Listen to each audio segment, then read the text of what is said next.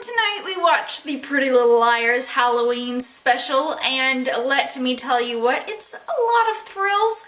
Not quite as many thrills as I thought there would be, because honestly it was a lot of running around and being spooked a little bit and a little prick of blood. I was not that scared tonight, let me tell you what. So as we've seen in the last episode of the summer season, we know who A is. It's Ezra.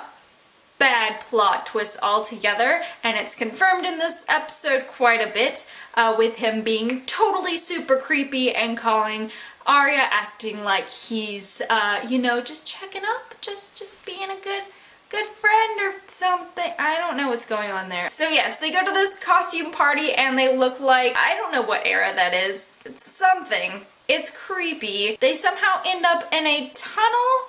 I somehow like blinked and missed the whole wall turning into a tunnel thing. Then it got really like Angels Take the Police Box kind of thing, and kind of creepy there with that and the blood on the wall saying help me. Is it written in chicken blood? Is there a basilisk? Do we need to save Ginny Weasley? And of course we get to meet Miranda, who is on the Ravenwood show, so yeah, you got that there. That little segue. A little window into the world. We're already in Ravenswood, that's just kind of the window into the world, but we get to meet the creepy guy too, who is apparently glass eye. Should I be surprised? Is he a part of the circus? We have yet to know, because he's not, they don't really expound on him. They're just like, he's the creepy guy in the back of the bus, and guess what? He's dead. This show, like, honestly, like, I know it's bad, but like, this season is just like the worst. Like, I don't know what happened. Just no character development. Nobody does anything, and they just go around sneaking around and getting scared half to death for no real reason. The creepiest part was probably when Hannah was in the phone box and the lights come from all sides, and then she sees Allison's face, and then it all goes dark.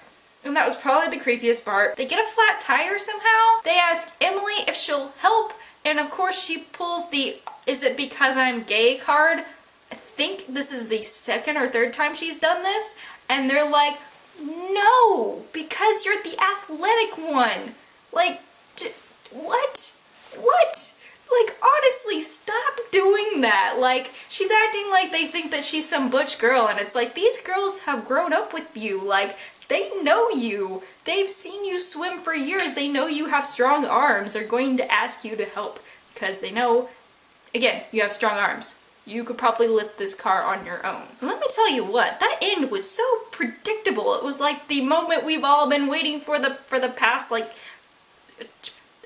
all the seasons. So she's really alive, because the last episode we were like, yeah, so confirmed for Mrs. Grenwald, really alive, and she gets really scared, and pretty sure he's just the one for all the things, in different contexts really. He's Arya's, something, man, I don't know.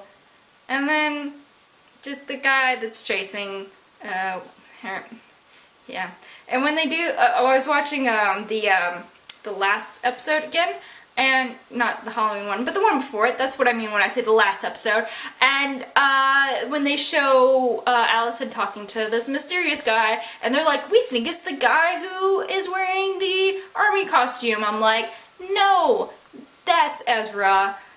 Still, again, worst plot twist in the history of plot twists. Like, it was like the last minute thing. Oh yeah, we haven't decided who A is yet. Oh, Ezra. Ezra's our man.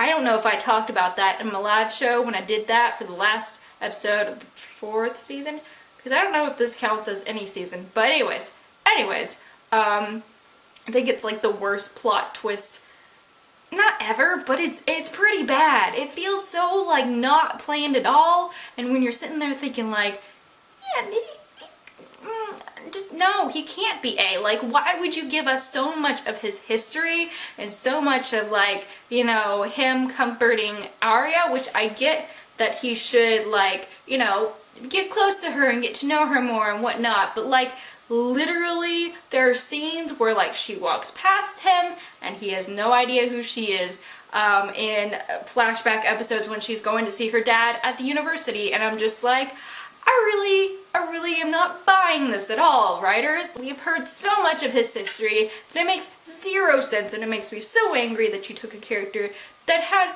so much complexity to him and just decided he's the most complex character, we're gonna turn him into the bad guy for really no reason at all. Overall, I think it was like one of the not very good Halloween episodes, because I know for a fact that there were creepier ones, like the one where Allison dresses up like Lady Gaga and they go into that house and get creeped out by the weird doll looking person, and I thought that one was pretty stinking good. But this one, it was alright on the creepy factor, but at the same time, you just feel like they just used this episode to kind of segue into Ravenswood and push Ravenswood and say, hey, look at this character Miranda, and hey, look at Caleb in Ravenswood, and selling that off, and having the kiss goodbye. So yeah, that's my recap slash recap review angry ranting session about Pretty Little Liars, the Halloween episode, because why?